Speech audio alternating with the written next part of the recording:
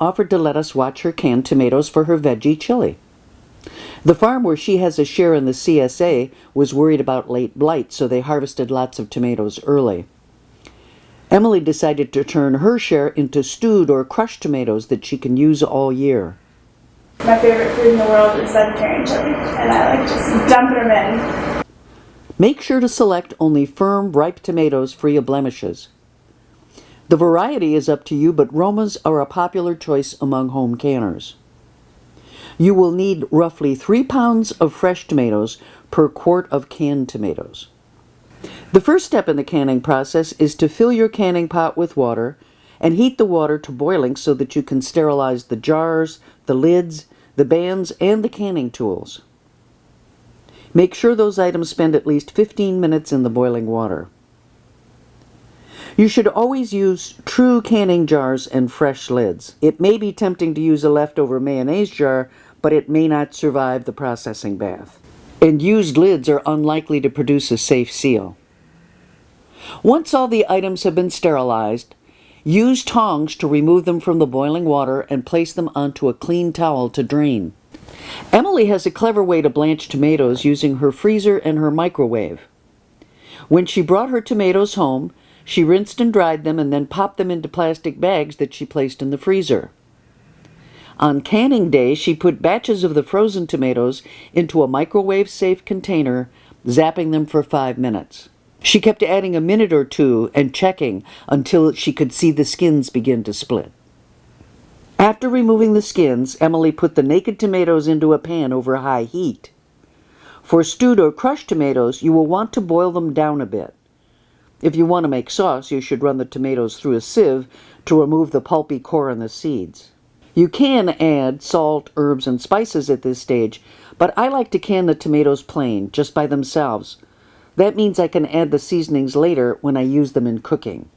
To make sure the tomatoes have enough acid to prevent the dangerous food poison botulism from forming, you must add 2 tablespoons of bottled lemon juice or 1/2 teaspoon of citric acid to each quart jar.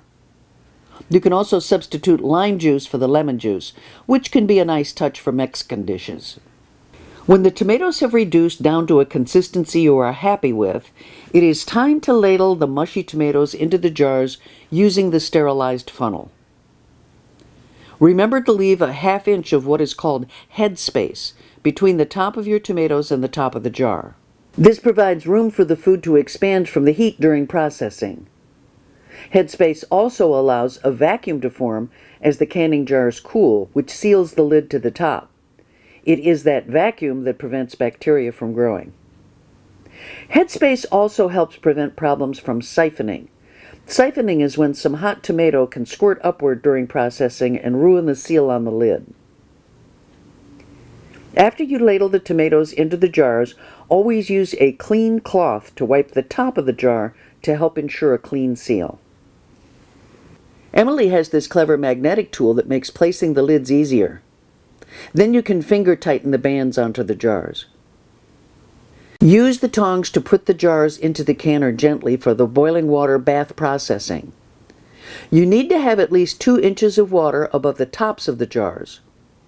Many home canners use a rack to keep the bottles from clinking against each other and maybe breaking as the water boils. To start your timing, wait until the water again reaches a rolling boil, figuring 45 minutes for quart jars, 40 minutes for pints. If you are above sea level, check for additional instructions. Experienced canners may be surprised to see how much the suggested processing times have gone up over the years. But when you are dealing with the potential for botulism, better safe than sorry certainly applies. Use the tongs to remove the process jars and place them onto the towel you used earlier. Allow them to cool for 12 to 24 hours and then check to make sure you have a good seal on each jar. To check the seal, remove the band and press down on the middle of the lid. If the lid springs back up when you remove your finger, you do not have a good seal. You can also test by tapping a teaspoon on the lid, and if you hear a dull sound, the seal isn't good. If you do not have a good seal, use the contents immediately or refrigerate them and use them soon. If the seals are good, store the jars away from heat and moisture, and you should be able to enjoy your wonderful home-canned tomatoes in your veggie chili for a year.